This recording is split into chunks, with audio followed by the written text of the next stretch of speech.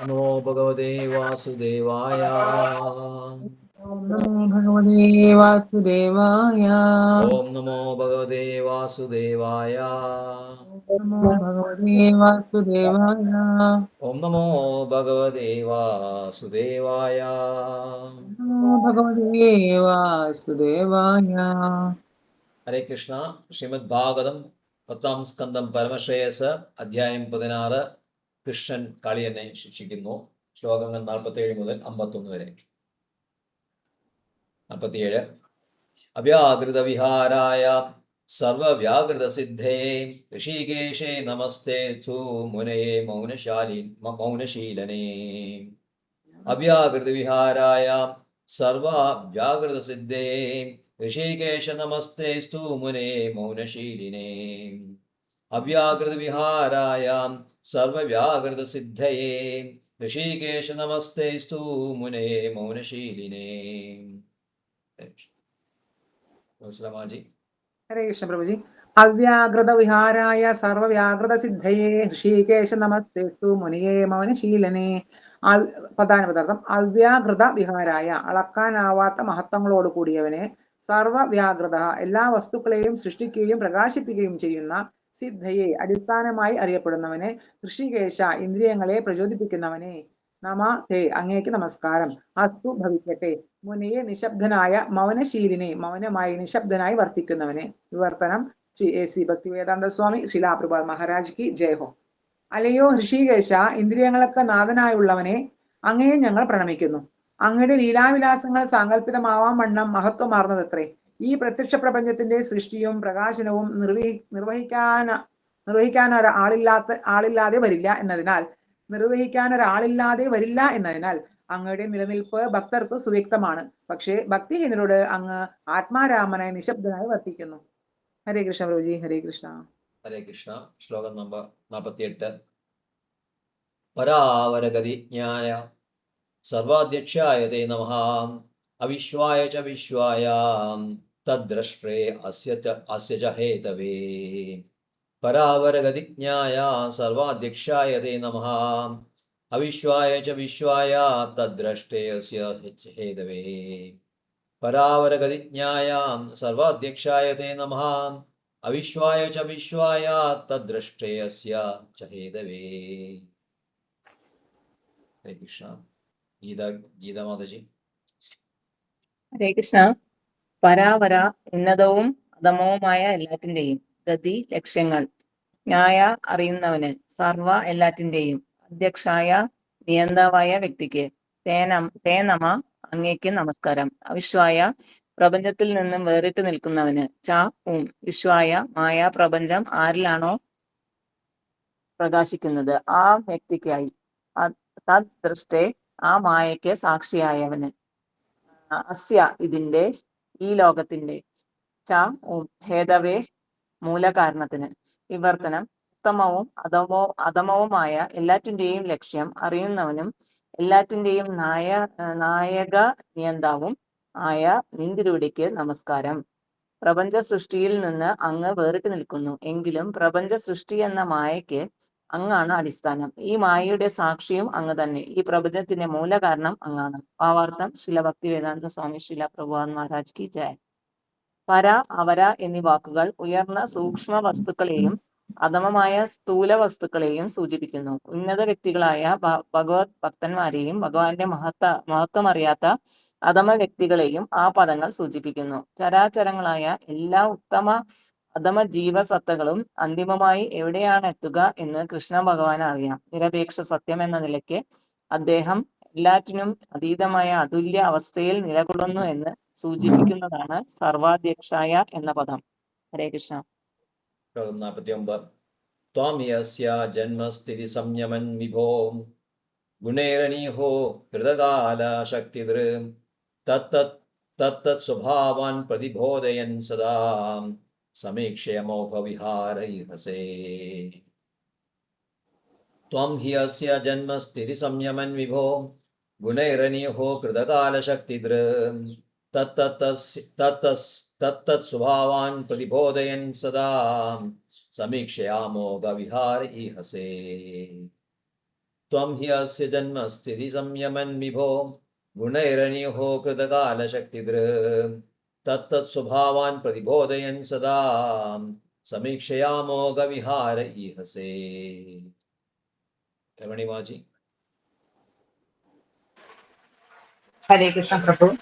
പദാനുപദാർത്ഥം ത്വം അങ്ങ് ഈ തീർച്ചയായും അസ്യ ഈ പ്രപഞ്ചത്തിന്റെ ജന്മസ്ഥിതി സംയമ സൃഷ്ടിസ്ഥിതി സംഹാരങ്ങൾ വിഭോ ഹേ സർവശക്തനായ ഭഗവാനെ മഹാശക്തിമാനെ ഗുണൈഹി പ്രകൃതി ഗുണങ്ങളാൽ അനീഹ ഭൗതിക പ്രയത്നങ്ങളിൽ ഒന്നും താല്പര്യമില്ലാത്തവനെങ്കിലും അകൃത ആരംഭമില്ലാത്ത കാലശക്തി കാലത്തിന്റെ ശക്തി ധരിക്കുന്നവനായ തത്ത് അതാതിന്റെ സ്വഭാവങ്ങളെ പ്രതിബോധയെ ഉണർത്തുന്നവനായി തതഹ ഉള്ളിൽ സ്വതവേ ഉറങ്ങിക്കിടക്കുന്ന സമീക്ഷയ അങ്ങയുടെ നോട്ടത്താൽ അമോഘ വിഹാര ദോഷരഹിതമായ വിനോദലീലകളോട് കൂടിയ ഈഹസെ ചെയ്യുന്നു. വിവർത്തനം ശ്രീ ഭക്തിവേദാന്ത സ്വാമി പ്രഭുപാദ് മഹാരാജ് വിദ്യായി.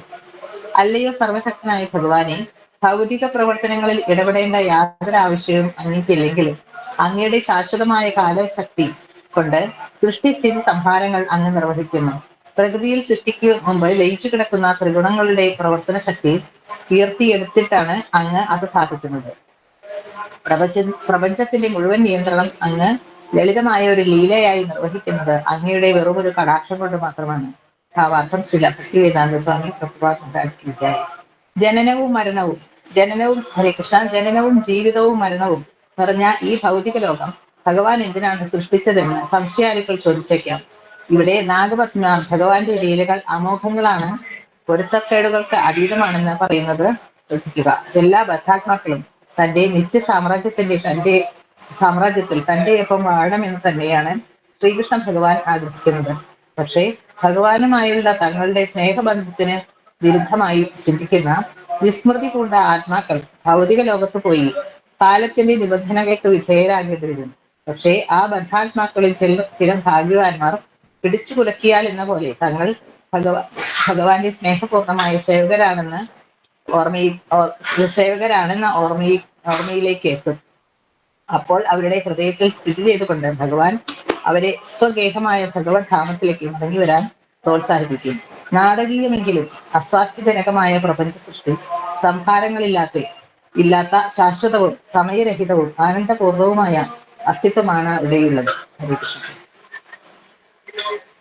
ഹരേ കൃഷ്ണ. ഹരേ കൃഷ്ണ.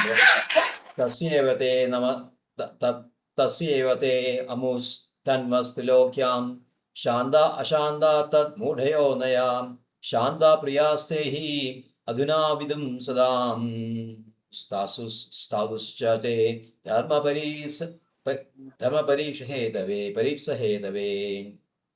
ധർമ്മപരീപ്സയേ ഹദാം തസ്യേവ തേ മുമുസ് തനവസ്ത്രിലോക്യാം ശാന്ത അശാന്ത അധമൂഢയോ നയാം ശാന്ത പ്രിയാസ്തേ ഹി അധുനാവിദം സദാം സ്ഥായിശ്ച ചേ ധർമാം പരിപപ്സ്യയേ ഹദാം തസ്യേവ തേ മൂസ തനവാസ്ത്രിലോക്യാം ശാന്ത അശാന്ത ഉദമൂഢയോ നയാം ശാന്ത പ്രിയാസ്തേ ഹി അധുനാവതും വിദും സദാം സ്ഥാസ്യസ്തു തേ ധർമ്മപരീസ്യഭേദഃ.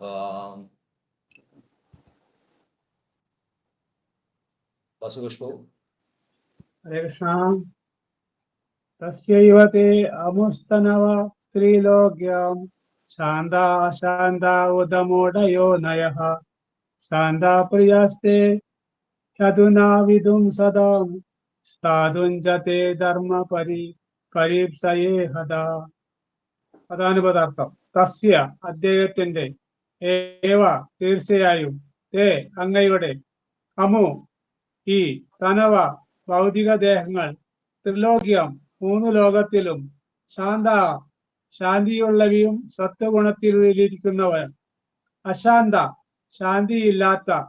ശാന്തിയില്ലാത്തവയും രജോ ഗുണത്തിലിരിക്കുന്നവയും, ഉന്നത പിന്നെ മൂഢയോനയ അജ്ഞത നിറഞ്ഞ വർഗങ്ങളിൽ ജനിച്ച, ശാന്താഹ സത്വഗുണ സ്ഥിതരായ ശാന്തശീലർ, പ്രിയപ്പെട്ട, തേ അങ്ങേക്ക്, ഈ തീർച്ച, അതുന ഇപ്പോൾ അവിതു രക്ഷിക്കാൻ സദാം നല്ല ഭക്തരെ സ്ഥാതു സന്നിഹിതരായവർ ച തേ അങ്ങയുടെ ധർമ്മത്തെ പരീപ്സയ പാലിക്കാനുള്ള ഇച്ഛയോടെ ഈഹത പ്രവർത്തിക്കുന്ന വിവർത്തനം ശ്രീല അഭയചരണാരവിന്ദ ഭക്തിവേദാന്ത സ്വാമി പ്രഭുപാദ് മഹാരാജ് കി ജയ്. അതിനാൽ മൂവുലകിലുമുള്ള എല്ലാ ഭൗതിക ശരീരങ്ങളും സത്വഗുണത്തിൽ സ്ഥിതി ചെയ്ത് ശാന്തിയോടെ ഇരിക്കുന്നവരും രജോ ഗുണസ്ഥിതരായി ക്ഷുഭിതരായിരിക്കുന്നവരും തമോ ഗുണത്തിൽ സ്ഥിതി ചെയ്ത് മൂഢരായിരിക്കുന്നവരും അങ്ങയുടെ സൃഷ്ടികൾ തന്നെ.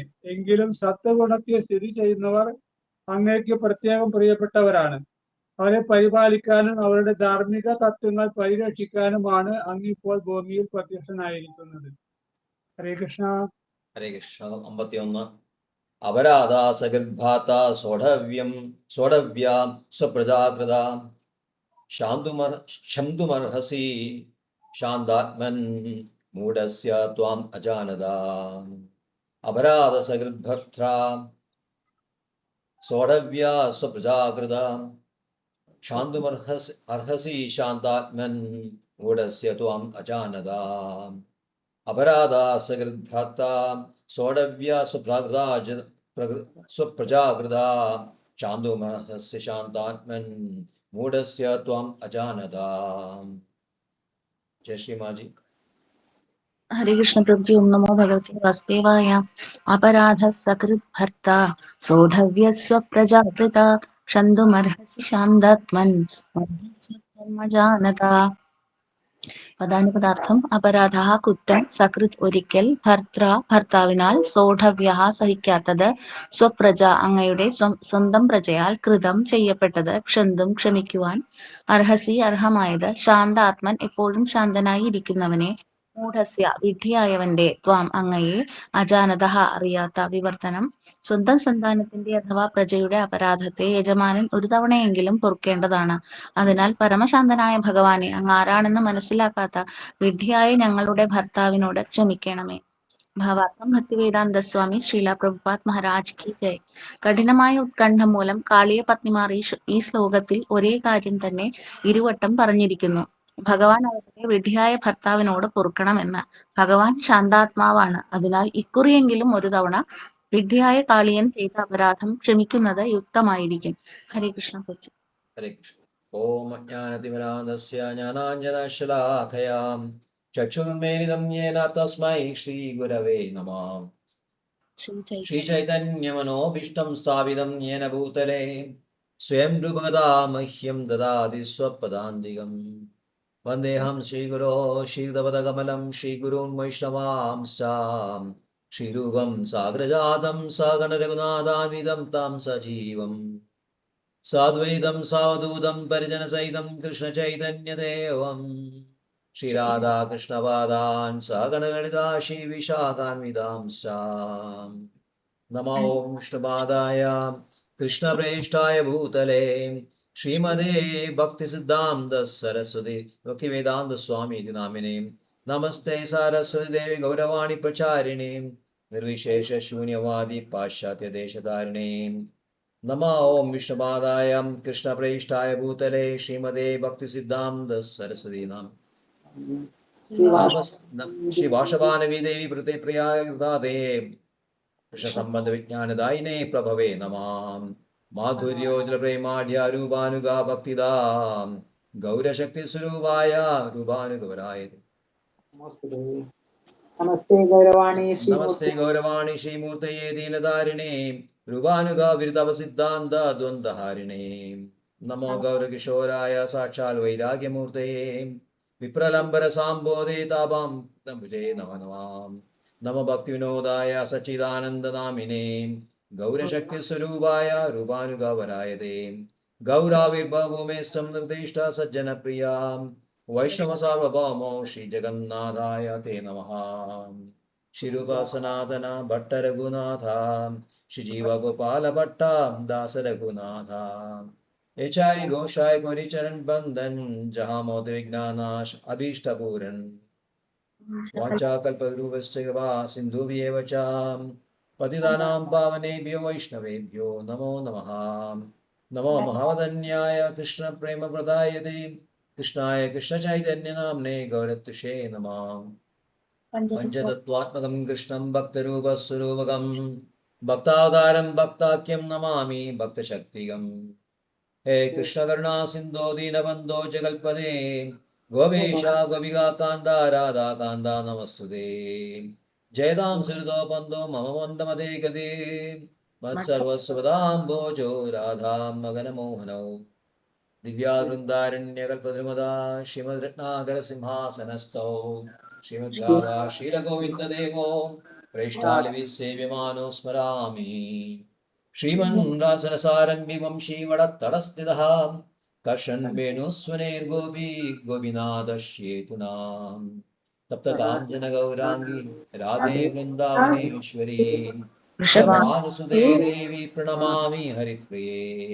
ശ്രീ കൃഷ്ണ ചൈതന്യ പ്രഭു നിത്യാനന്ദ ശ്രീ അദ്വൈതദാധര ശ്രീവാസാദി ഗൗരഭക്തവൃന്ദ. ഹരേ കൃഷ്ണ കൃഷ്ണ കൃഷ്ണ ഹരേ ഹരേ ഹരേ രാമ രാമ രാമ ഹരേ ഹരേ. ഹരേ കൃഷ്ണ കൃഷ്ണ കൃഷ്ണ ഹരേ ഹരേ ഹരേ രാമ രാമ രാമ ഹരേ ഹരേ. ഹരേ കൃഷ്ണ കൃഷ്ണ കൃഷ്ണ ഹരേ ഹരേ ഹരേ രാമ രാമ ഹരേ ഹരേ. അവ്യാകൃത വിഹാരായ സർവവ്യാകൃത സിദ്ധയേ Hrishikesh നമസ്തേസ്തു മുനയേ മൗനശീലിനേ. Translation: O Lord Hrishikesha, master of the senses, please let us offer our obeisances unto you, whose pastimes are inconceivably glorious. Your existence can be inferred from the necessity for a creator and revealer of all cosmic manifestations. But although your devotees can understand you in this way, to the non-devotees you remain silent, absorbed in self-satisfaction. Hare Krishna.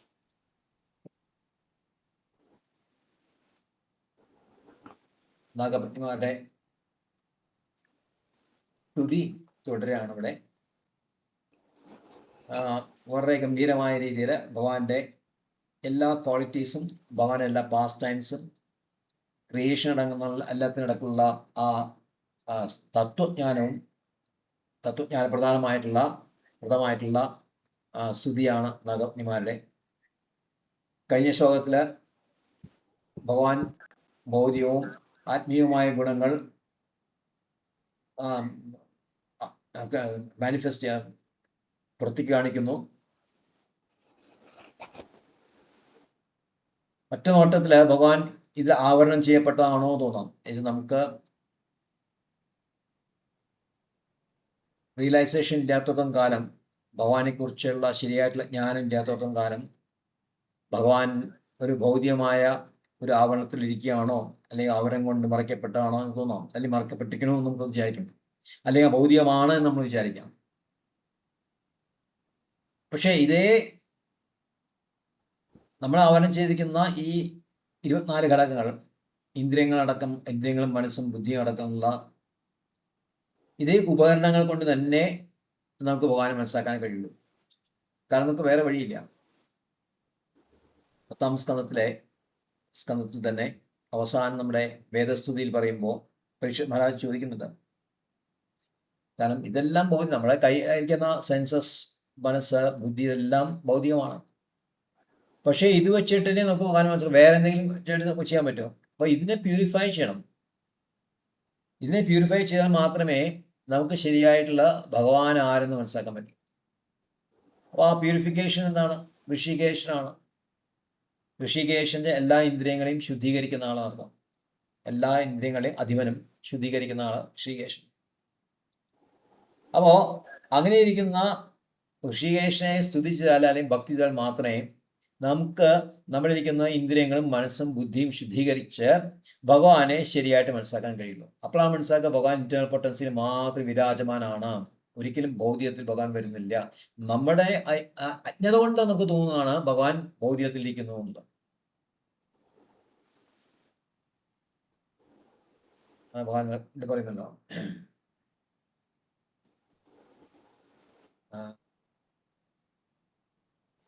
അദ്ദേഹത്തിൽ തന്നെ പറയുന്നുണ്ടോ,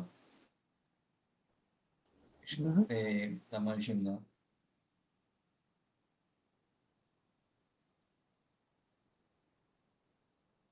അവജാനന്തി മാമൂട മാനുഷിയും മാനുഷി അവജാനന്തി മാമൂട മാനുഷിയും പരിമാശ്രിതം നമ്മളെ നിന്ദിക്കുന്നു. വിജാനന്തി വെച്ചുകഴിഞ്ഞാൽ ബുദ്ധിയില്ലാത്ത ആൾക്കാരെ അല്ലെങ്കിൽ അറിവില്ല ആൾക്കാരെ മനുഷ്യരെ പഠിക്കുന്ന അടുത്ത് കൊണ്ടിരുമ്പോൾ ഭഗവാനെ നിന്ദിക്കുന്നു. ഇപ്പൊ നമ്മളും ആ കൂട്ടത്തിൽപ്പെട്ടവരായിരുന്നു ആദ്യം. പക്ഷേ ഇപ്പോ അതായത് ജ്ഞാനം ശ്രമിച്ച ആൾക്കാരെ പറ്റി വേണം. അവരെ ജ്ഞാനം ലഭിച്ച ശേഷം ഭഗവാനെ ശരിയായിട്ടുള്ള ഒരു സ്വരൂപത്തിൽ മനസ്സിലാക്കുന്നു. എന്നിട്ട് ഈ ശ്ലോകത്തിൽ പറയണ എന്താ വെച്ചാൽ എന്താണ് അത്, എന്താ ഇത് അടിസ്ഥാന ക്രിയേഷനിൽ കിടക്കുകയാണ്. ക്രിയേഷനെ കിടന്നാൽ മാത്രമേ ഭഗവാന്റെ ആ ഇതുവരെയുള്ള പാസ്റ്റ് ടൈം ശരിക്കും മനസ്സിലാക്കാൻ പറ്റുള്ളൂ. അപ്പൊ അവിടെ ഇൻകൺസീവബിളി ഗ്ലോറിയസ്, അങ്ങയുടെ പാസ്റ്റ് ടൈംസ് നമുക്ക് മനസ്സിലാക്കാൻ പറ്റാത്തതാണ്.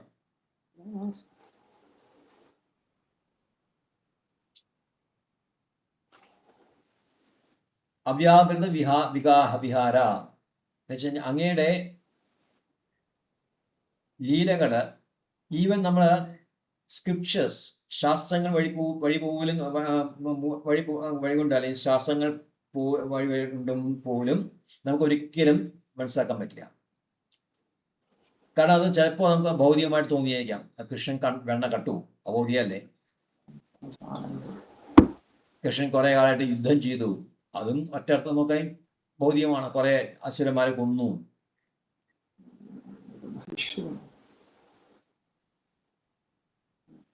കാരണം അങ്ങയുടെ പാസ്റ്റ് ടൈംസ് പ്രത്യേക ഒരു രീതിയിൽ ആവരണം ചെയ്തില്ല. അതിന് സ്പെഷ്യൽ ഒരു എന്താ പറയുക ആവരണത്തോടെ ഒരു ഭയങ്കര ഗമയോട് കൂടിയിട്ടുള്ള പാസ്റ്റ് ടൈംസ് അല്ല. വളരെ സിമ്പിളായിട്ടുള്ള വളരെ സ്വീറ്റ് ആയിട്ടുള്ള പാസ്റ്റ് ടൈംസ് ആണ്. അമ്മൂമ്മനെ ഒരു അസുരനെ കൊല്ലാൻ പോകുമ്പോൾ ഭയങ്കര ഒരു പോംപസ് ആയിട്ടുള്ള അറേഞ്ച്മെന്റ് അങ്ങനെ കാണിക്കുമ്പോൾ നമ്മള് ദുർഗാദേവി വധിക്കുമ്പോൾ ആസുരന്മാരെ വധിക്കുമ്പോൾ അതുപോലെ കുറെ കാര്യങ്ങൾ കാണാൻ പറ്റും. പിന്നെ ഭഗവാന്റെ ഗോപിമാരായിട്ടുള്ള ലീലകള് രാസലീലകള് ഇതെല്ലാം സാധാരണ ആൾക്കാരുടെ ദൃഷ്ടിയിൽ വളരെയധികം എന്താ പറയുക ഒരു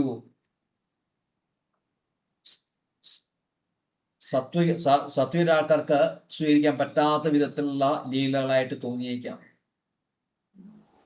പക്ഷേ ഭഗവാൻ തന്നെ എന്താണ് സർവവ്യാകൃത സിദ്ധി, സകല കാര്യങ്ങൾ സിദ്ധികളും ഇവർക്ക് തന്നെ നൽകാൻ ഡിവോട്ടീസ് മാത്രം കൊടുക്കുള്ളൂ.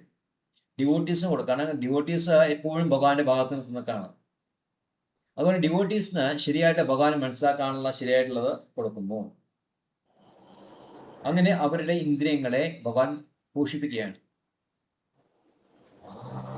അല്ലാത്ത ആൾക്കാർ, ഭക്തിയില്ലാത്ത ആൾക്കാർ, അദ്വൈതവാദികളെ സംബന്ധിച്ചോളം എന്താണ്, അവര് ഭഗവാനെ പോലെ ആത്മരാമനായിട്ട് അവിടെ ഇരിക്കാവുള്ളൂ. നമ്മൾ ആത്മരാമനായിട്ട് ഇരിക്കാം, പക്ഷെ ഒരിക്കലും ഭഗവാനെ മനസ്സിലാക്കാൻ അവർക്ക് കഴിയില്ല. ചില ആൾക്കാർക്ക് കർമ്മികൾക്ക് അവരുടെ ആഗ്രഹങ്ങൾ പൂർത്തീകരിക്കണം എന്ന് തോന്നി. അപ്പൊ അവർക്ക് യാതൊരൊന്നും ഭഗവാൻ ചെയ്യുന്നില്ല. ഭഗവാൻ അവരെ സംബന്ധിച്ചോളം വളരെ മൗനമായിട്ട് അവർക്ക് സന്തോഷം നൽകുന്നില്ല, അവരുടെ സന്താപത്തിനുള്ള റിലീഫും ഭഗവാൻ നൽകുന്നില്ല.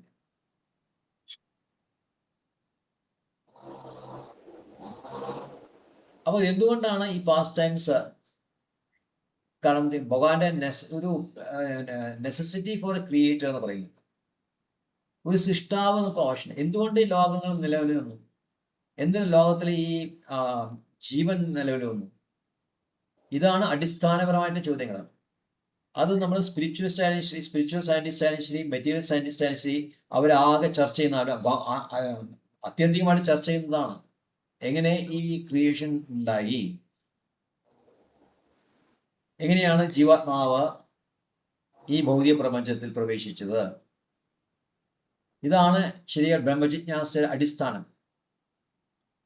ഇതിനെക്കുറിച്ച് ഒരു ഡിസ്കഷൻ ജെമിനിയുമായിട്ട് നമ്മൾ ഡിസ്കസ് ചെയ്യുന്നു. ഇന്നലെ രാത്രി ഞാൻ പോസ്റ്റ് ചെയ്യുന്നു. ആരെയും വായിച്ചിട്ടോ അറിയില്ല, കുറച്ച് വലുതാണത്, വളരെ ഡീറ്റെയിൽ ആയിട്ടുള്ള ഒരു ഡിസ്കഷനാണ്. കഴിഞ്ഞ ഞായറാഴ്ച ഇതിൻ്റെ ഡിസ്കഷൻ ഉണ്ടായിരുന്നു. കഴിഞ്ഞ സംഭവം 2.22 ഡിസ്കസ് ചെയ്യുമ്പോൾ അതില് ശിലപ്രഭ പർപ്പറ്റിൽ പറയുന്നുണ്ട് ജീവാത്മാവ് എങ്ങനെയാണ് ഭൗതിക ലോകത്തിൽ പ്രവേശിച്ചത് എന്ന കാര്യത്തിൽ വ്യക്തമായ ധാരണമായ വാദികൾക്കില്ല എന്ന് പറയുന്നുണ്ട്. അപ്പോൾ അതൊരു ചോദ്യമായിട്ട് ഒരു ഡിവോട്ടി ഉയർത്തിയിരുന്നു. ഇന്ന് കഴിഞ്ഞ ക്ലാസ്സിൽ ഒരു കുറേ നേരം അതിന് ഡിസ്കഷൻ ആയിരുന്നു. പക്ഷേ ആ സബ്ജക്റ്റ് കുറേ കൂടി ഡീറ്റെയിൽ ആയതുകൊണ്ട് നമ്മൾ കുറേ കൂടി സിസ്റ്റമാറ്റിക് ആയിട്ടത് ജെമിനി വഴി പ്രസൻറ്റ് ചെയ്തിട്ടുണ്ട്. അത് വായിച്ചു നോക്കാം ക്ലാസ് താല്പര്യമാക്കരുത്. അപ്പോൾ സൃഷ്ടിയുടെ ആ മൂലം അന്വേഷിച്ച് വരുമ്പോഴാണ് നമുക്ക് ഭഗവാന്റെ ലീലകൾ ശരിക്കും മനസ്സിലാക്കാൻ പറ്റുള്ളൂ. സൃഷ്ടിയുടെ മൂലം അന്വേഷിച്ച് വരുമ്പോൾ നമുക്ക് ഭഗവാനെ കുറിച്ചുള്ള എക്സിസ്റ്റൻസ്, ഭഗവാന്റെ നിലനിൽപ്പ്, ഇതൊരു എന്താ പറയുക, കെമിക്കൽസിൻ്റെയും പ്രോട്ടീൻസിൻ്റെയും അല്ലെങ്കിൽ ഒരു സങ്കലം വഴി ഉണ്ടായതല്ല സൃഷ്ടി എന്ന് വിശ്വസിക്കുന്ന ഡിവോട്ടീസ്, ഇതിനപ്പുറം എന്തെങ്കിലും ഉണ്ട്, ഒരു കാരണമില്ലാണ്ട് ഇതൊന്നും ഉണ്ടാവില്ല എന്ന് വിശ്വസിക്കുന്ന ഡിവോട്ടീസ്, അപ്പോൾ ഭഗവാനാണ് ഇതിൻ്റെ കാരണത്തിൻ്റെ ഭൂതകൻ, സർവകാരണ കാരണം എന്നുള്ള ആ നിഗമനത്തിലേക്ക് എത്തിച്ചേരും. അപ്പോൾ ഈ രണ്ട് തരത്തിലുള്ള ആൾക്കാർക്കും അവരുടെ ഡെസ്റ്റിനേഷൻ എന്താണ് എന്നാണ് അടുത്ത ശ്ലോകത്തിൽ ഭഗവാന്റെ ഭഗവത്മാര് പറയുന്നത്. പരാപരഗതിജ്ഞായ സർവാധ്യക്ഷായ തേ നമഃ അവിശ്വായ ച വിശ്വായ തദ്ദ്രഷ്ടയസ്യ ച ഹേതവേ. Obeisances unto you who know the destination of all things superior and inferior, and who are the presiding regulator of all that be. You are distinct from universal creation, and yet you are the basis upon which the illusion of material creation evolves, and also the witness of this illusion. Indeed, you are the root cause of the entire world.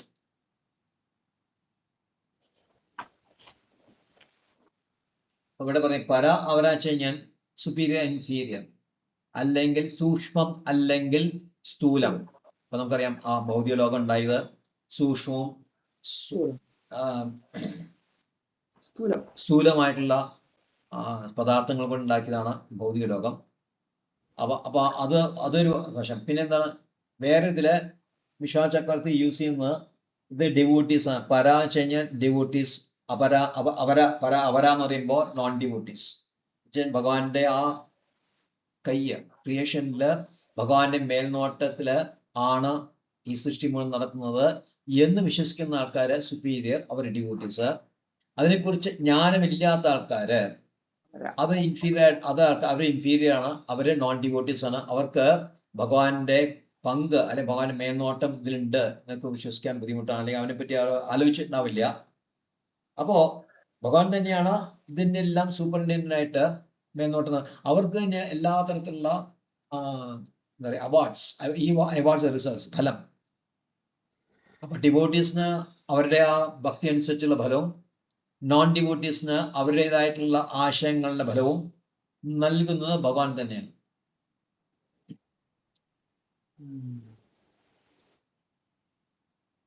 അതാണ് ഗതിജ്ഞായ സർവധ്യാശായ തേ നമഃ. ഇവരുടെ രണ്ടുപേരുടെയും ഗതി എന്താണെന്ന് അറിയാം. കാരണം ഇതിന് രണ്ടേയും മേൽനോട്ടം നടത്തുന്നത് ഭഗവാനാണ്. ആ മേൽനോട്ടം നടക്കുമ്പോൾ ഈ ജീവാത്മാവിൻ്റെ ഉള്ളില് സകലത്തിലും ഭഗവാൻ തന്നെ കുടികൊള്ളുന്നു പരമാത്മാവായിട്ട്. അപ്പൊ അതുകൊണ്ട് ഇവരുടെ ഗതി എന്താന്ന്, രണ്ടുപേരുടെയും ഗതി എന്താന്ന് ഭഗവാൻ അറിയുന്നു. കാരണം ഇതിന് മേൽനോട്ടം യൂണിവേഴ്സ് മേൽനോട്ടം നടത്തുന്നുണ്ട്.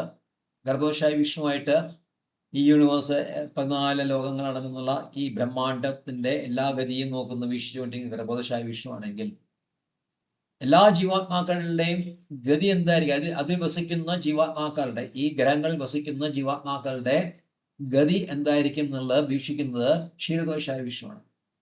അപ്പൊ രണ്ടു തരം സൂപ്പറിൻറ്റൻഡൻസ് മേൽനോട്ടം ഭഗവാൻ മനസ്സിലാക്കാൻ പറ്റും. അത് ഭഗവാൻ സൃഷ്ടി നടക്കുന്നു. വിശ്വകൃത് ഭഗവാൻ, പക്ഷെ അവിശ്വായ എന്നാൽ അതില് ഭഗവാൻ അത് ഉൾക്കൊള്ളുന്നില്ല. അതിലെല്ലാം ഭഗവാന്റെ ഈ പറഞ്ഞ മാതിരി ഈ അഭേദ തത്വം അവിടെ കാണിക്കാൻ പറ്റും. ഭഗവാന് അതിലുണ്ട് എന്നാൽ ഭഗവാൻ അതിലില്ലാതാണ്. ഭഗവാൻ സൃഷ്ടി നടത്തി എന്നാൽ സൃഷ്ടി ഇല്ലാതാണ്. ചതുർവർണ്ണ്യം മയാ സൃഷ്ടം ഗുണകർമ്മ വിഭാഗശ തസ്യ കർത്താരം അഭിമാം അകർത്താരം അവ്യയം. അതേപോലെ ഇതിനെ സൃഷ്ടി നടത്തുമ്പോൾ ഭഗവാൻ സൃഷ്ടി നടത്തുന്നു, അതിനനുസരിച്ച് ഉപയോഗിക്കുന്നു, പക്ഷെ ഭഗവാൻ അതില് വിട്ടു നിൽക്കുന്നു. അപ്പൊ അത് മനസ്സിലാക്കാൻ ഭഗവാന്റെ എനർജീസ് ആണ് സ്വാഭാവിക ജ്ഞാനവിലാസ. പരസ്യ ശക്തി വിവിധേഷു ഇതേ സ്വാഭാവികി ഓട്ടോമാറ്റിക് ഇറ്റ് ക്രിയേറ്റ്സ് ഭഗവാന്റെ ശക്തികളാണ് ശരിക്കും അത്. ഭഗവാൻ ഒന്ന് നോക്കുന്നുണ്ട് എനിക്ക്. അപ്പൊ ഇതിന്റെ പാസ്റ്റ് ക്രിയേഷൻ എന്നുള്ള ഭഗവാന്റെ പാസ്റ്റ് ടൈമായിട്ട് കണക്കാക്കും.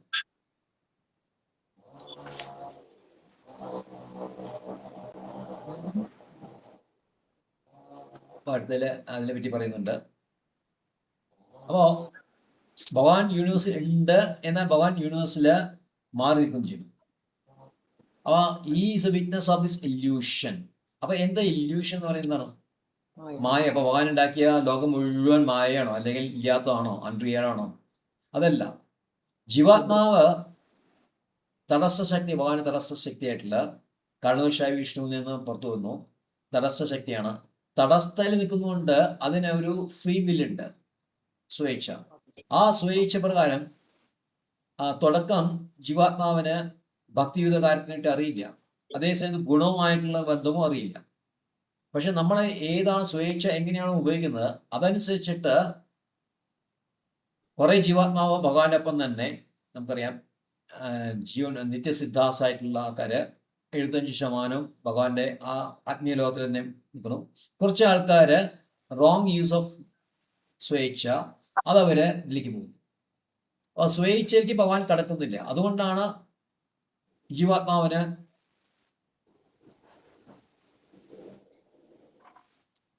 ആത്മീയ ലോകത്തിൽ നിൽക്കാനുള്ള ബുദ്ധിമുട്ട്. ചില ആൾക്കാർക്ക് നിൽക്കുന്ന ബുദ്ധിമുട്ട് അതാണ്. അവർ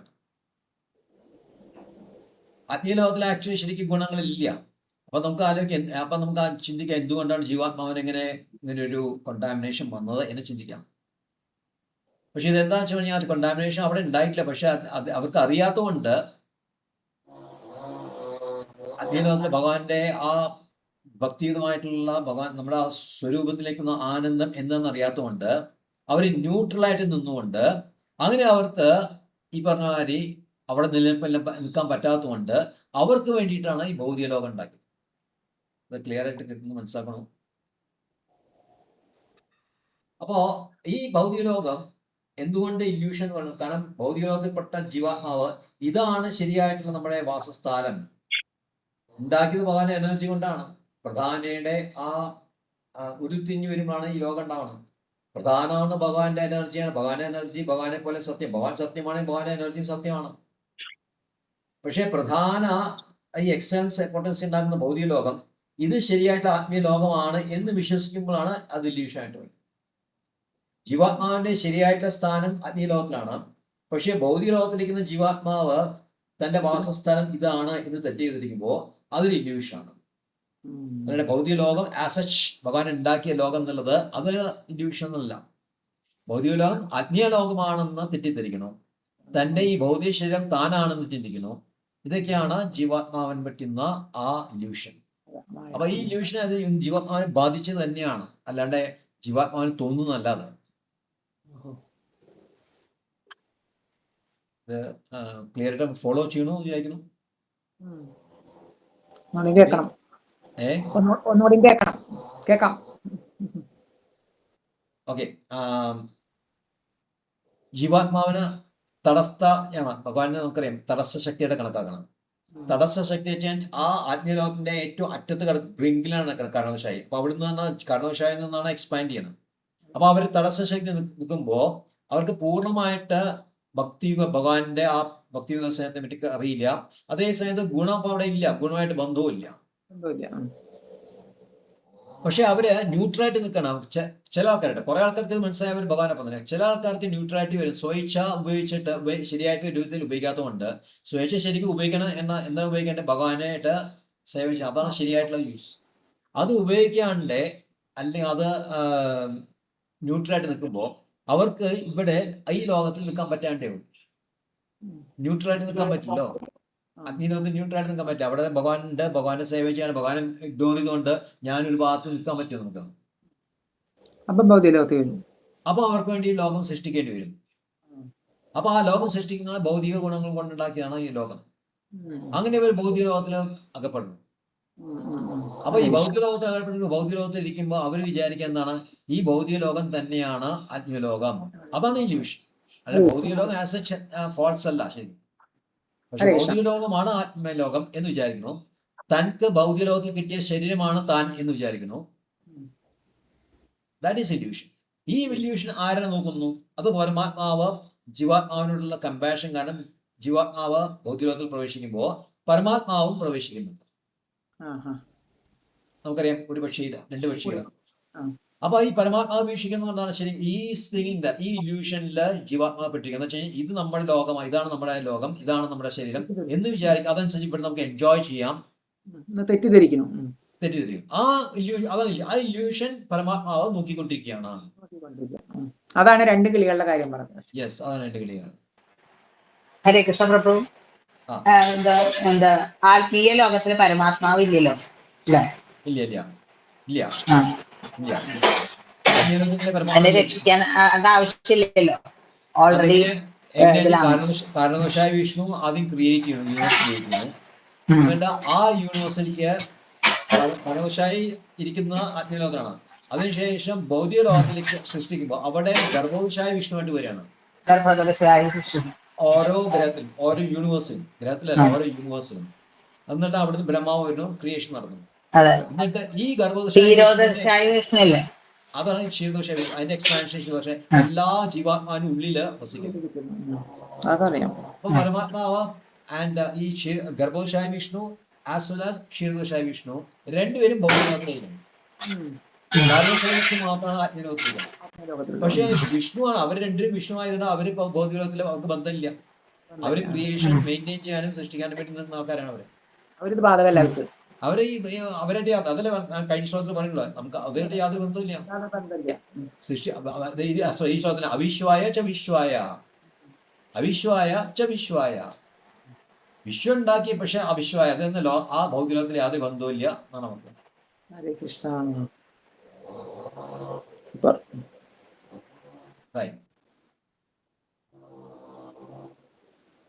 അടുത്ത ശ്ലോകം. ത്വം ഹി അസ്യ ജന്മസ്ഥിതി സംയമന്വിതോ ഗുണൈരണീഹോ കൃതകാല ശക്തിദൃക് തത്തത് സ്വഭാവാൻ പ്രതിബോധയാൻ സദാ സമീക്ഷമോഘവിഹാര ഇഹസേ. O Almighty Lord, although you have no reason to become involved in material activity, still you act through your eternal potency of time to arrange for the creation, maintenance, and destruction of this universe. You do this by awakening the distinct functions of each of the modes of nature, which before the creation lie dormant. Simply by your glance, you perfectly execute all these activities of cosmic control in a sporting mode.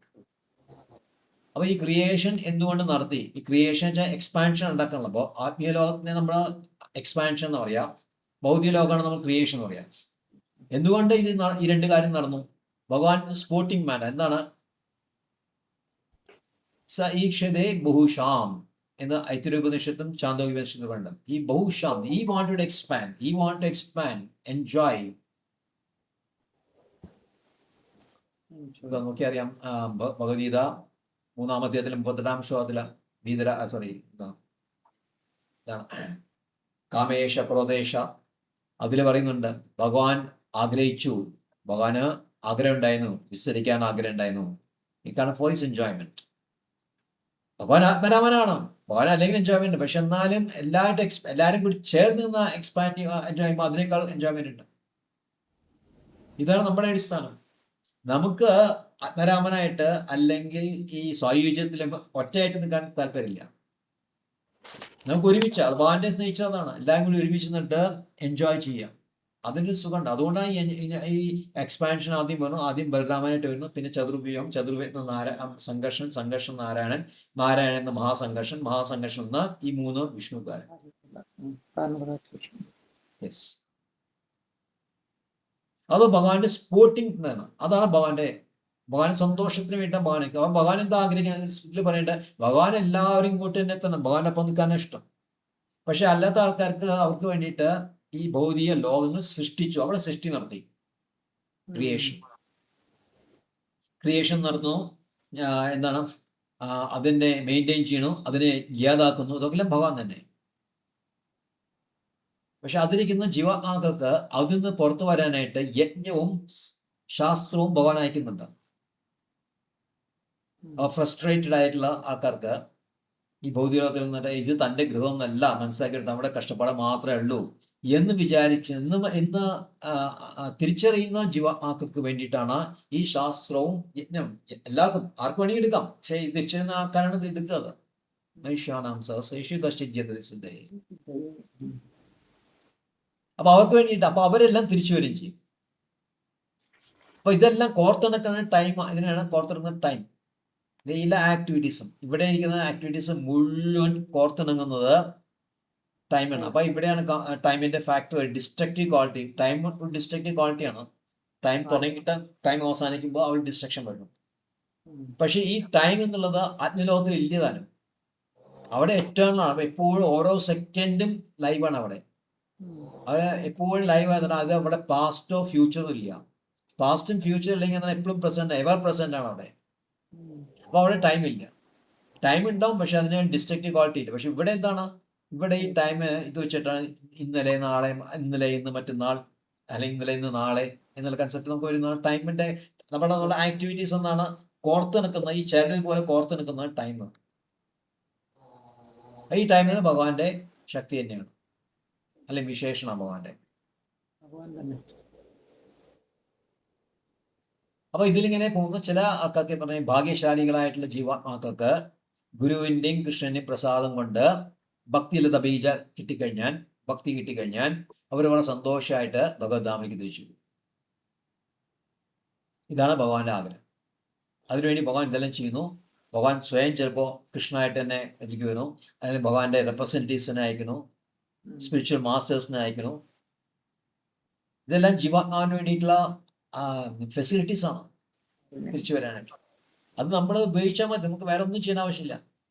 അത് അതേപോലെ നമുക്ക് ഉപയോഗിക്കാം.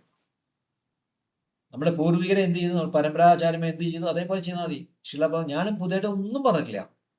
ആചാര്യമേ എന്ത് വേണോ അത് മാത്രം ഞങ്ങൾ പറയുന്നുണ്ട്. കൃഷ്ണൻ ബ്രഹ്മാവിനോട് പറഞ്ഞു, ബ്രഹ്മാവ് നാരദരോട് പറഞ്ഞു, നാരദര് വ്യാസനോട് പറഞ്ഞു, വ്യാസൻ മധ്വാചാര്യോട് പറഞ്ഞു, മധ്വാചാര്യ പരമ്പര വന്നിട്ട് നമുക്ക് ഈ മാധവേന്ദ്രപുരി, ഈശ്വരപുരി, ചൈതന്യ മഹാപ്രഭു, അങ്ങനെ വന്നിട്ട് അവസാനം ശീലപ്രഭോധ വരെ. ആ മഹത്തായ പരമ്പരയില് ആചാര്യന്മാർ ശീലപ്രഭാത പ്രത്യേകിച്ചും എന്തു പറഞ്ഞു, നമ്മളത് മാത്രം കേട്ടാൽ മതി, അത് മാത്രം ചെയ്താൽ മതി. നമ്മുടേതായിട്ട് എന്തിനെ പുതിയതായിട്ട് ഉണ്ടാക്കണം? എന്തുകൊണ്ട് നമ്മൾ മറ്റുള്ള ആൾക്കാരുടെ കാര്യം കേൾക്കണം? ആവശ്യമില്ലാത്ത, തെറ്റിദ്ധരിക്കപ്പെടുന്ന ആ പ്യൂരിറ്റി നഷ്ടപ്പെടാണ്ട്, കോൺഷ്യസ്നസ് നഷ്ടപ്പെടാതെ അത് നമ്മുടെ ഇതിൽ മാത്രം നിൽക്കണം. Then we can go back. അടുത്ത 2 ശ്ലോകം നാളെ എടുക്കാം. Okay, right. പോഞ്ചാകൽപദ്രൂപശ്ച സിന്ധുവേവച പവിതാനാം പാവനേഭ്യോ അനന്തകോടി അനന്തകോടി വൈഷ്ണവൃത്തിജായ നമഃ. ജെമിനിലെ ചാറ്റ് നടത്തുന്ന പ്രശ്നം വെച്ച് കഴിഞ്ഞാൽ ആരാണ് സംസാരിക്കുന്നതെന്ന് മനസ്സിലാക്കാൻ പറ്റില്ല. ശരിക്കും ആക്ച്വലി ഞാനാണ് ഇനിഷ്യേറ്റ് ചെയ്യുക, പക്ഷെ അത് എൻ്റെതാണെന്ന് നമുക്കറിയില്ല. അതിന്റെ മറുപടി വായിച്ചുകൊണ്ടിരിക്കുമ്പോൾ മനസ്സിലാക്കാൻ ഒരുപക്ഷെ പറ്റാം. പക്ഷേ സാധാരണ ആൾക്കാർക്ക് മെറ്റായിട്ട് അങ്ങനെ മെറ്റായാകുമ്പോൾ അതിൽ തന്നെ പേര് ചോദിക്കുന്ന, റെസ്പോണ്ട് ചെയ്യുന്ന, അല്ല സ്റ്റാർട്ട് ചെയ്യുന്ന ആളുടെ പേര് പറയും, റെസ്പോണ്ട് ചെയ്യുന്ന മെറ്റായി, അങ്ങനെ പറഞ്ഞുകൊണ്ടിരിക്കും. അപ്പോൾ അതൊന്നും ഞാൻ മാറ്റാൻ ശ്രമിക്കുന്നുണ്ട്. അത് കുറച്ച് അത് ട്രൈ ഉണ്ട്. മലയാളത്തിലുണ്ടാവില്ലല്ലോ, മലയാളത്തില് ഇത് നമുക്ക് പറയുമ്പോൾ വളരെ നീണ്ടതാണത്. അതെ അതെ അതെ. 55 പേജ് നോക്കാം, ട്രാൻസ്ലേറ്റ് ചെയ്യാൻ പറയാം. 55 കിട്ടും. അത് ഇവിടെ ഞാൻ എല്ലാവരോടും പറയാം. അല്ലെങ്കിൽ ജി ട്രാൻസ്ലേറ്റ് കൊടുത്താലും മതി. അത് അത്രത്തോളം നീണ്ട ചെയ്യോന്നില്ല. അല്ലെങ്കിൽ ഇവരെന്നെ ചെയ്തു തരും, നമ്മുടെ ജെമിനിനെ ചെയ്തു തരും. ജെമിനിയിൽ പറഞ്ഞാൽ മതി, ട്രാൻസ്ലേറ്റ് എന്ന് പറഞ്ഞാൽ ട്രാൻസ്ലേറ്റ് അവർ ചെയ്തു തരും. അത് ഞാനത് നോക്കട്ടെ. ആദ്യം ഇതാണ് ചെയ്യേണ്ടത്. കാരണം അല്ലെങ്കിൽ നമുക്ക് അറിയില്ല ആരാണ് ഈ ഫസ്റ്റ് റെസ്പോണ്ട് ചെയ്യുന്നത്, എന്താണ് മറുപടി. അത് അല്ലെങ്കിൽ അത് ഞാൻ സീക്വൻസ് അറിയില്ല ചെയ്യും. അതാദ്യം ശരിയാക്കിയിട്ട് ചെയ്യാം. Thank you. ഹരേ കൃഷ്ണ.